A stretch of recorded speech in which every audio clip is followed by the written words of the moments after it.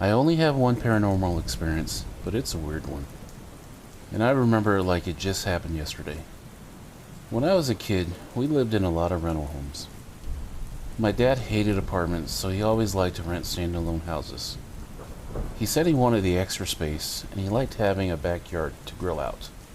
And this is what my parents did right up until they bought our first home. This is the story of that last house that we ever rented. One year, my dad's uncle purchased an older house. The neighborhood was a little rough, but my dad's uncle made a deal with him. He drastically reduced the rent if Dad would help him fix the place up for future tenants. Dad agreed, and we moved in. The house was a small 2-story house with 3 tiny bedrooms upstairs. My oldest brother Mike got his own bedroom, and I shared a bedroom with my youngest brother Will. For the purpose of the story, my name is Stan. My parents took the biggest bedroom. For the first few weeks, we lived in that little house without any incidents. It really wasn't a bad place. The house was well built and cozy. The wood floors creaked a little bit, but not nearly as bad as some of the other houses that we had rented. This meant that if I had to get up and pee in the middle of the night, it wasn't so creepy. Everything seemed good. Then one night it happened for the first time. While in a deep sleep, I heard a loud knock come from the only window. The window began to rattle like someone was trying to open it. The knocking sound was loud enough that it woke me up right away. At first, I froze in fear. But then I wondered if someone was actually trying to break in. I opened my eyes to look towards the window. I realized I wasn't dreaming. The window was definitely rattling and shaking. Every so often, there would come a knock, knock, knock, almost like someone was pounding the glass with a fist. My little heart was racing. My little brother Will whispered, "Do you hear it too?" "Yes. Let's go tell Dad." In the blink of an eye, Will and I both sprang up out of bed and out of our bedroom. We rushed down the short hallway, and we barged into my parents' bedroom. My parents were sound asleep. But by then, we were both crying hysterically. In between struggling for breath, I managed to tell my father that someone was trying to break in. Immediately, Dad sprang up out of bed. He pulled out the pistol he kept in the nightstand next to his side of the bed, and in a moment he was in our bedroom. Moments later, Dad returned with a pistol in hand. "Alright, what happened, boys?" We explained the knocking and the rattling at the window. We explained that it sounded like someone was trying to break in, and it scared us awake. Dad said he checked, and there was nothing. The window was fine.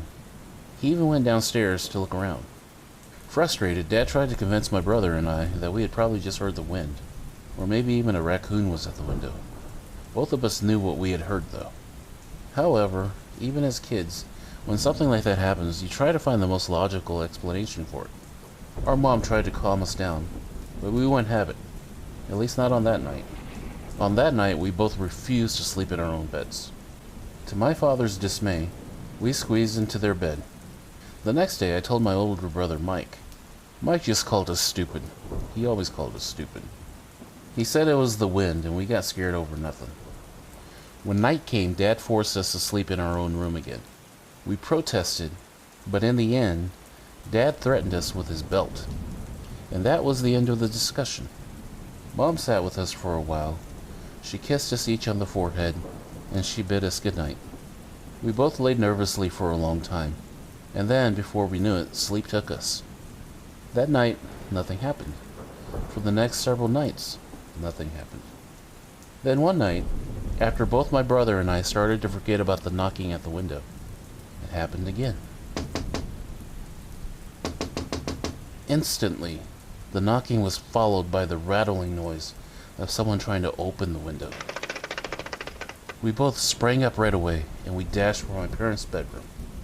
Again, Dad grabbed his pistol and walked down to our bedroom. Nothing. Dad's patience was definitely running thin. "Stan? Will? I don't know what game you boys are playing, but it's not funny anymore." We insisted that we weren't playing, and we definitely weren't lying, yet our protests were in vain.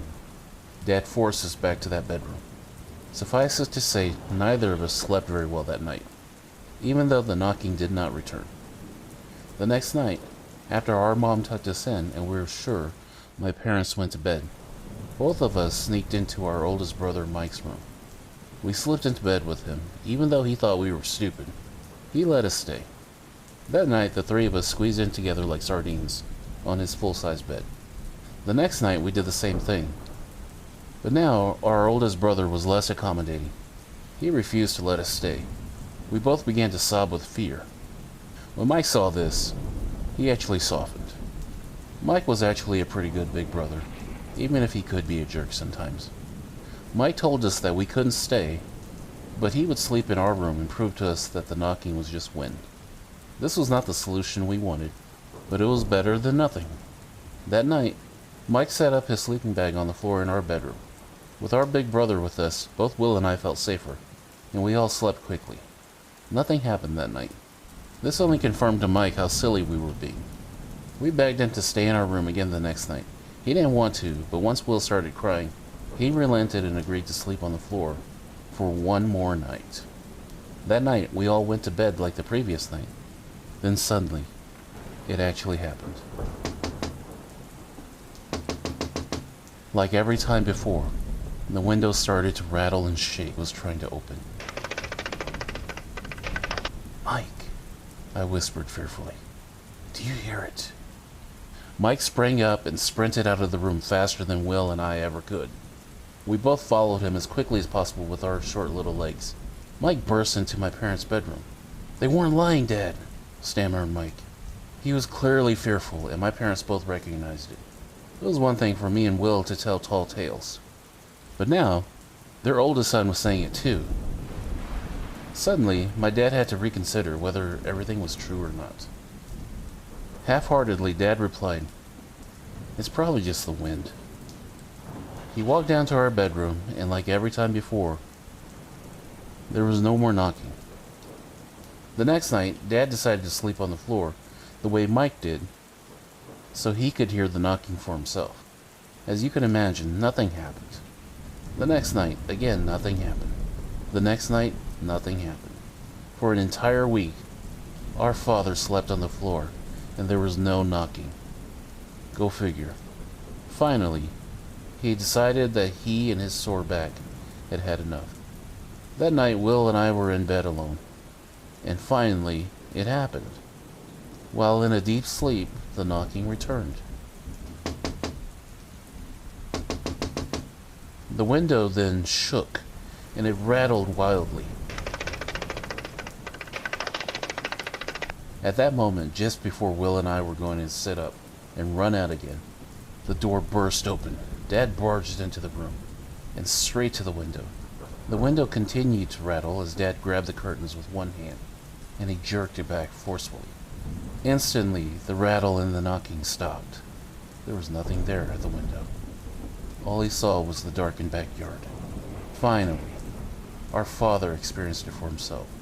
Finally, he knew that it wasn't the wind. After that night, Dad rearranged Mike's bedroom, and the three of us shared one room. The next day, Dad's uncle came over.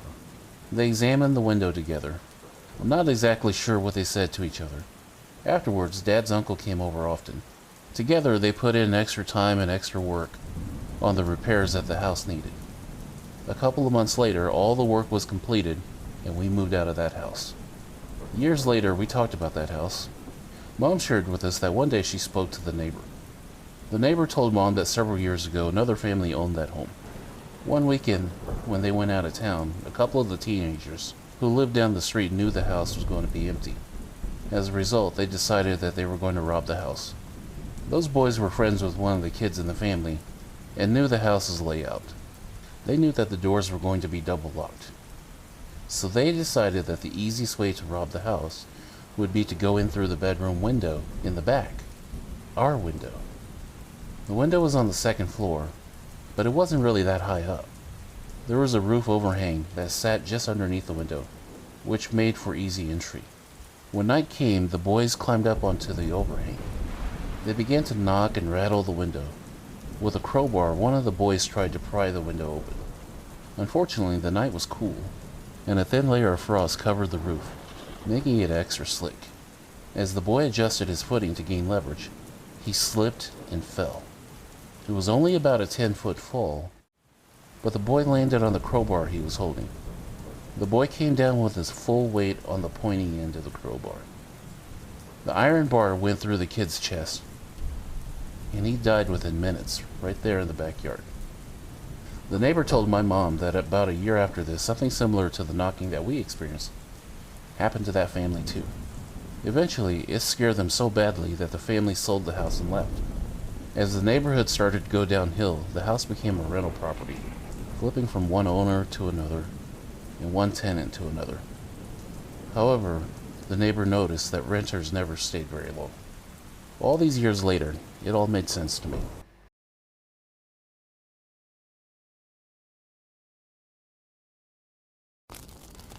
When I was a kid, we lived in an awesome neighborhood. We knew all of our neighbors. The parents got along, or at least no one hated each other. The kids played outside and it was safe. Since all of the adults knew each other, they all knew each other's kids. It was really very idyllic. When I was about 12 or 13 years old, a younger family moved into the house across the street from us. The young couple was about 6 or 7 years younger than my parents, and they had 2 daughters who were 8 and 4 at the time. My parents and their parents became fast friends. My parents became like mentors to them. They hung out regularly, and the little girls were always at our house. My siblings and I often babysat them. We didn't mind since the girls were cute and really very low maintenance. One weekend, their grandmother came to stay with them. Later, I found out that the parents had gone out of town for a family thing. This was the reason why the grandmother came over to babysit. We usually babysat those girls, but only for short stints. If their parents were going to be gone for a long period of time, like a weekend, the girl's grandmother would usually come over. It was a Saturday morning. I was the only one home for some reason. Being left alone in a small house was a rare treat, so I was really quite excited. Saturday morning cartoons were still a thing in those days, so I quickly prepared a bowl of cereal and I sat down to watch the Smurfs, or something along those lines. Suddenly, there was a knock at the front door. I was a little annoyed and exasperated. I considered ignoring the knock. But then the knock came again, louder this time, and a little more urgent. I got up to open the door, and to my surprise, it was the older daughter from across the street. She was frantic. She said something was wrong with her grandma, and for me to come see. Immediately, the sarcastic voice in my head said, "I'm 13, what do you expect me to do?" But, since I liked this little kid, I just said okay. We ran across the street, and we ran into her house. The daughter took me to the back bedroom that the sisters shared. We opened the door, and on the bed was the grandma. She was definitely dead. I was just a dumb kid, but I knew that much. The old lady's eyes were still open. Her mouth was open. Her lips were grotesque and bluish. Later, when I thought about it, I concluded that she must have been struggling for air. The youngest daughter was frozen in fear, but she was sitting there on the bed staring at her grandmother. Actually, she wasn't really frozen. At this point, she was trembling. I called her name, but she didn't respond to me. Again, I called her name, and nothing. There was no way I was going to go near that bed. So I called her name out again, loudly this time. She snapped out of it. She quickly crawled off the bed and ran to me. She clutched to my neck and wrapped her little legs around my torso. I picked her up and the 3 of us quickly left the house. We ran back across the street to my house. I quickly called 911, and within a few minutes, the cops, the fire department, and an ambulance all showed up. They asked the girls some questions, they asked me some questions, and after a few hours, they gathered up the dead grandma and took her away. They gave me a piece of paper with some phone numbers on it. In those days, no one had a cell phone, and obviously, the cops didn't care, which is why they allowed a 4-year-old and an 8-year-old to stay with a 13-year-old. I gave them some cereal and some ramen to eat as we waited for my parents to get back home. We sat down in the kitchen, and they told me that their parents did indeed go to a wedding, and they would be back on Sunday. Their grandmother came over to watch them. She was sleeping with them in their bedroom like she usually does when she visits. When they woke up, she wasn't moving, and her face was cold. The older daughter told me a funny story about how she got scared So she ran to the bathroom and actually grabbed a hand mirror. She ran back and held it underneath her grandma's nose. When it definitely didn't look like her grandma was breathing, she got really scared and ran out of the house and across the street to get me. That's when the youngest daughter told me the scariest thing I've ever heard in my life. She told her story like a kid, but this is what she basically said. She said, after her sister left, she sat there staring at her grandma. She was sad because she loved her grandma. She was starting to cry. The little girl paused for a few tense seconds. She then whispered, "She moved." My dumb brain didn't register this at first. The little girl reluctantly added that her grandmother's body started to shake. It was moving. The grandma's eyes opened, but her eyelids started to twitch, and her eyeballs started to move around, little by little. Then the grandma's right arm, which had been dangling off the bed, actually started to lift up. She said that the arm started to shake.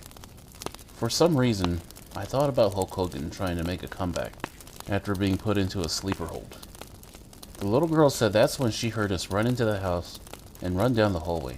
Just before we came into the bedroom, her grandma's arm dropped and she became still again. The little girl said that's why she was so afraid when we found her, and she was shaking. Immediately, I took their cereal away from them. I dragged both of those girls down to the sidewalk and I locked them out of my house. I'm just kidding, I didn't do that. But I did think about it. After what that little girl said, the Smurfs and the Muppet Babies just didn't feel the same again that Saturday. We mostly sat in silence until my parents got home. I explained what happened. The girls' parents actually left an emergency phone number for my parents. My dad immediately made a phone call, and their parents made it back early the next morning.